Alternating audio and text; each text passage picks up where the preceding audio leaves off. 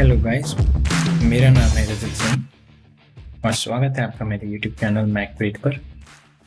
अब तक की कहानी में हम ये जानते हैं कि टाकुची डिज़ाइन क्या है, ये डिज़ाइन क्रिएट कैसे करते हैं और टाकुची डिज़ाइन के यूज़ करने के पर्पस क्या है। ओके, अब हम लोग कवर करेंगे कि इसमें हम ऑप्टिमाइजेशन या एनालिसिस कैसे परफॉर्म करते हैं। तो पहला हम एनालिसिस पार्ट कवर करेंगे, उसके बाद ऑप्टिमाइजेशन पार्ट। तो ये हमारी टेबल थी जिसमें इतना ऐसा फैक्टर्स को शो कर रहा है, इतने से हमारे रिकॉर्डेड जो रिस्पॉन्स हैं उनको शो कर रहा है। तो फैक्टर्स कैसे हैं और रिस्पॉन्सेस क्या है ये मैं पहले ही एक्सप्लेन कर चुका। अगर आपने नहीं देखा तो ऊपर आई लिंक पे मैंने लिंक ऐड कर दी, वहाँ से देख सकते हैं। ओके, तो नेक्स्ट स्टेप ये है कि जो रिस्पॉन्स हमारे आए हैं उन्हें हम Ctrl+C से कॉपी करके मिनी टैब में इधर आगे पेस्ट कर देंगे। हमने हमारे रिस्पॉन्सेस मिनी टैब में ऐड कर दिए। तो वैसे तो हमारे पास दो रिस्पॉन्स हैं, डेप्थ ऑफ पेनिट्रेशन और विड्थ, पर मैं एक को लेकर ही पहले एनालिसिस परफॉर्म कर रहा हूँ ताकि किसी तरीके का कंफ्यूजन ना हो इंटरमिक्सिंग से।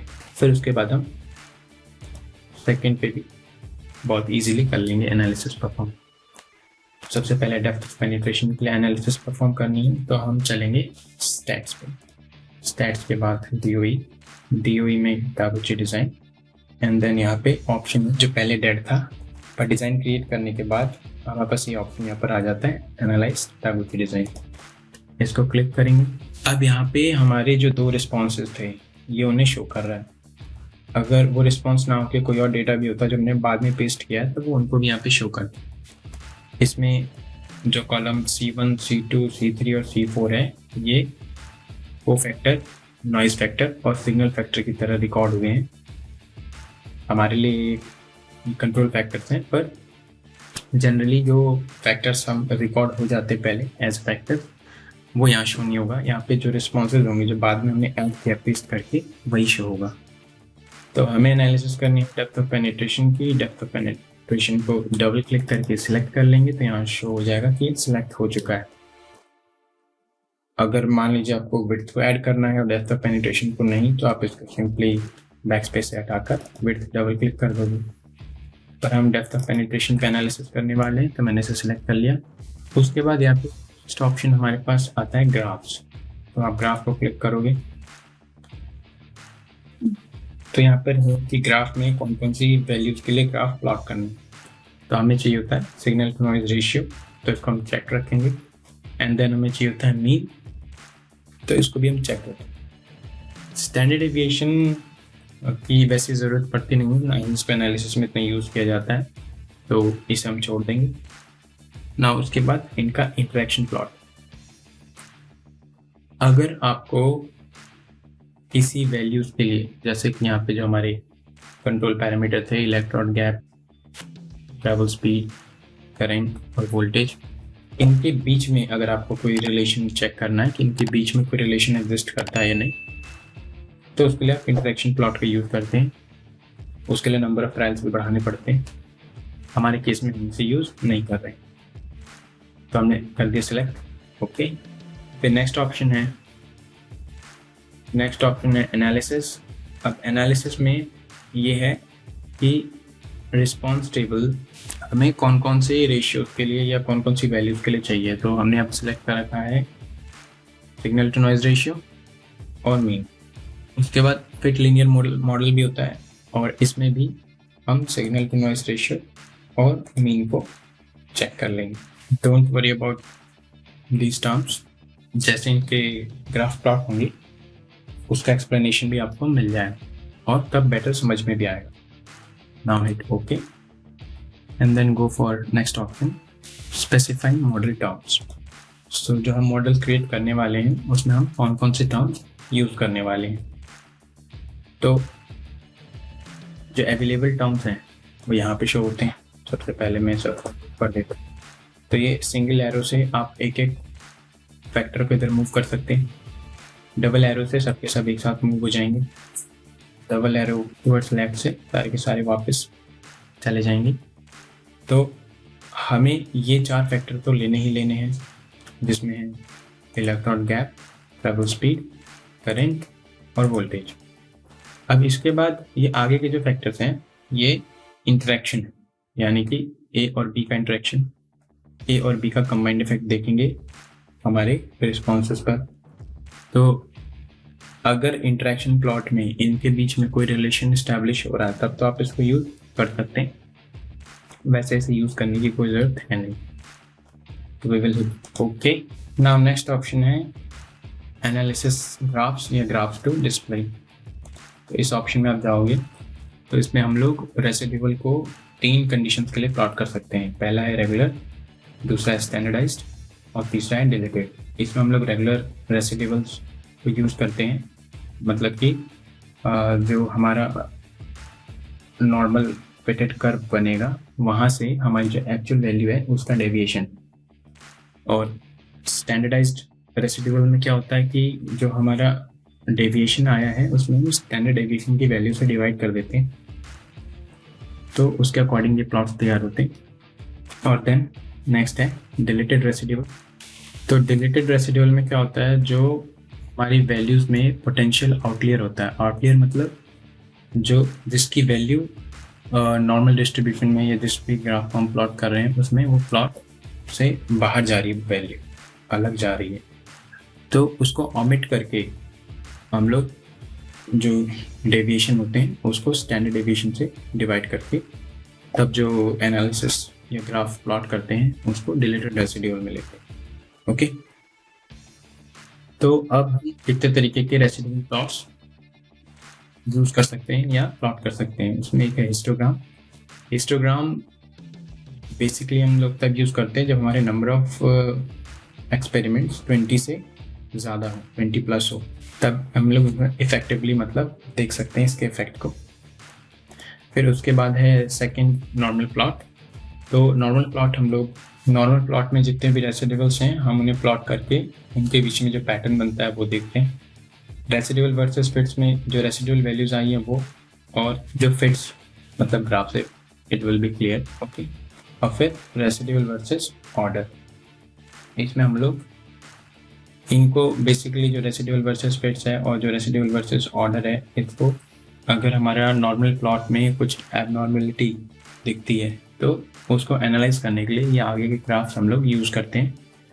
अगर आपका ग्राफ प्लॉट नॉर्मल प्लॉट जो बना है वो एक्यूरेट है तो आपको इनकी ज़रूरत नहीं पड़ती। So these two are less significant. Histogram is significant when the number of experiments or data sets is more than 20, and normal plot is normally used or shown in the experiment. Okay, तो मैंने यहाँ पे अभी के लिए चारों plots ले लेता हूँ या फिर 4-in-1 ले लेता हूँ जिससे स्पेस कम ऑक्यूपाई करे और सबके सब अगल बगल शो हो जाएंगे। ठीक, नाउ रेगुलर पर ही ये 4-in-1 कर्व लेकर के, और ओके। नाउ नेक्स्ट है ऑप्शंस टू एनालाइज। अब इस पर आप क्लिक करोगे तो जो भी आपका रिस्पॉन्स पैरामीटर है, जैसे हमारे केस में डेप्थ ऑफ पेनिट्रेशन, वेल्डिंग में डेप्थ कितनी चाहिए, तो ये हमें हमेशा ज़्यादा चाहिए होती है, मैक्सिमम चाहिए होती है। ओके, तो यहाँ पे ये ऑप्शन है हमारे पास। पहला है लार्जर इज़ बेटर। अगर मुझे इसे मैक्सिमाइज करना है तो मैं ये ऑप्शन सेलेक्ट करूँगा। सेकंड है नॉमिनल इज़ बेस्ट। अगर मेरे को ना बहुत हाई चाहिए ना लो चाहिए, बीच बीच में चाहिए कहीं, तो we will go for nominal is best. तो नॉमिनल इज़ बेस्ट के 2 क्राइटेरिया हैं, इसमें से किसी को भी हम सिलेक्ट कर सकते हैं।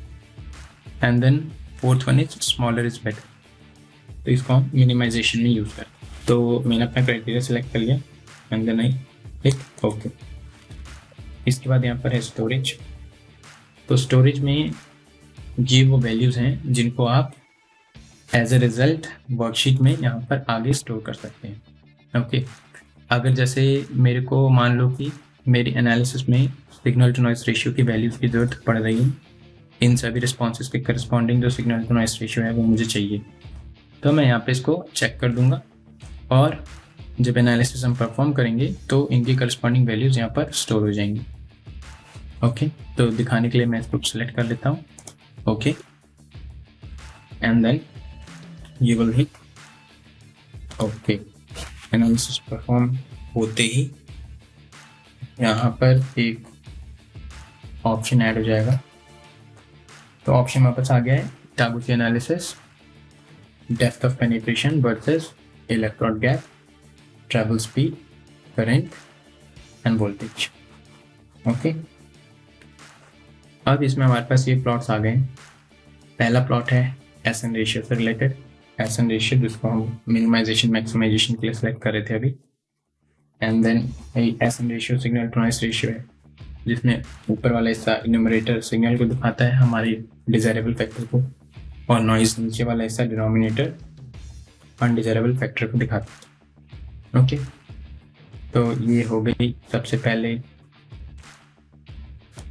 स्लाइड कर देते। तो ये हो गया एस एन रेशियो, उसकी मॉडल समरी, उसका एनालिसिस ऑफ वेरिएंस जिसको हम एनोवा कहते हैं, और इसके बाद ये है टेबल मीन वैल्यूज के लिए, जिसमें सबसे पहले उसके कोफिशिएंट, देन मॉडल समरी और फिर एनालिसिस ऑफ वेरिएंस। और ये है रिस्पॉन्स टेबल जो हमने अपने ऑप्शंस में सेलेक्ट किए थे, response table for S N ratio and response table for means. और ये है finally plots, main effect plot for mean, main effect plot for S N ratio. अब यहाँ पे देखिए हमने other for histogram, normal plot for residual versus fit और residual versus adjusted, पता नहीं क्या था, हाँ उसके लिए भी हमने चेक किया था, पर वो ग्राफ्स बने नहीं। अब वो ग्राफ्स क्यों नहीं बने हैं? क्योंकि हमारे पास डिग्री ऑफ फ्रीडम नहीं बच रही है हमारे एक्सपेरिमेंट में। ऐसा क्यों है तो मैं यहाँ पे थोड़ा सा बता देता हूँ, फिर हम वन बाय वन टर्म्स आगे समझते हुए चलेंगे।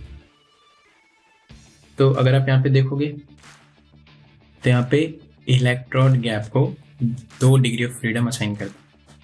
ओके, तो डिग्री ऑफ फ्रीडम का क्या मतलब है कि जितने भी हमने टोटल एक्सपेरिमेंट्स किए थे, हमने 9 ट्रायल्स किए थे, तो 9 ट्रायल से -1 हमारी डिग्री ऑफ फ्रीडम होती है, तो हमारी डिग्री ऑफ फ्रीडम है 8।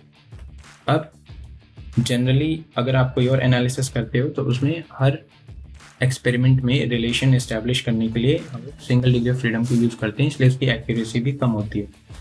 तो यहाँ पर हम लोग हर फैक्टर को रिलेशन इस्टेब्लिश करने के लिए 2-2 डिग्री ऑफ फ्रीडम असाइन करते हैं, तो इससे इसकी एक्यूरेसी इंप्रूव हो जाती है।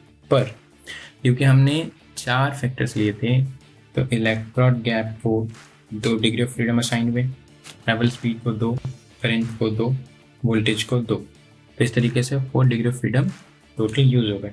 अब एरर कैलकुलेट करने के लिए कोई डिग्री ऑफ फ्रीडम नहीं बची, तो उससे हुआ क्या कि हमारे पास एरर की, रेसिडुअल एरर की सारी वैल्यूज जो हम प्लॉट बना रहे थे वो रेसिडुअल का ही बना रहे थे, और रेसिडुअल बचा ही नहीं कुछ, तो वहाँ से हमें ये वैल्यूज, वो ग्राफ्स और ये एफ वैल्यूज और पी वैल्यूज भी नहीं मिलेंगी। ओके, तो इसको किस तरीके से आप सॉल्व कर सकते हैं आपके एक्सपेरिमेंट में, ये मैं नेक्स्ट में ऐड करने वाला हूँ, क्योंकि अभी मुझे यहाँ पे बहुत सारे टर्म्स एक्सप्लेन भी करने हैं, और फिर ये भी बताना है कि आप इन स्ट्रे वैल्यूज यहाँ पे स्टार बन के आ गए हैं, इनका क्या। तो अगर अभी तक आपको ऐसा लगता है कि वीडियो आपके लिए हेल्पफुल रही है, तो इस वीडियो को लाइक शेयर ज़रूर करें, और अगर आपको ऐसी वीडियोस आगे भी चाहिए तो चैनल को सब्सक्राइब करें। अच्छा, तो अब तक मैं आपको ये बता चुका था कि ये टेबल तो आपको मिल गई, ये ग्राफ्स मिल गए, और ये वैल्यूज़ जो बाकी हैं इसके बारे में हम आगे देखेंगे। और ये वो वैल्यू है, अगर आप ध्यान दोगे, ये वो वैल्यू है जो सिग्नल टू नॉइज रेशियो की वैल्यू है डेप्थ ऑफ पेनिट्रेशन के लिए। ठीक, तो कई बार हमें signal to noise ratio values की ज़रूरत पड़ती है, तो हम इसे आगे यूज़ अपनी कैलकुलेशन में कर पाते हैं यहाँ से।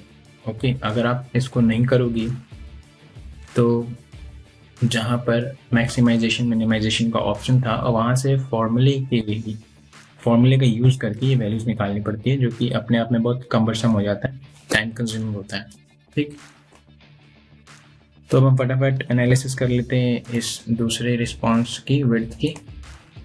तो इसके लिए अगेन हम गए स्टैट्स में DOE टागुची, एनालाइज टागुची डिज़ाइन, अब इसके बाद हमें रिस्पॉन्स को एनालाइज नहीं करना है, तो इसको हम हटा देंगे और सिलेक्ट कर लेंगे विड्थ को डबल क्लिक करके।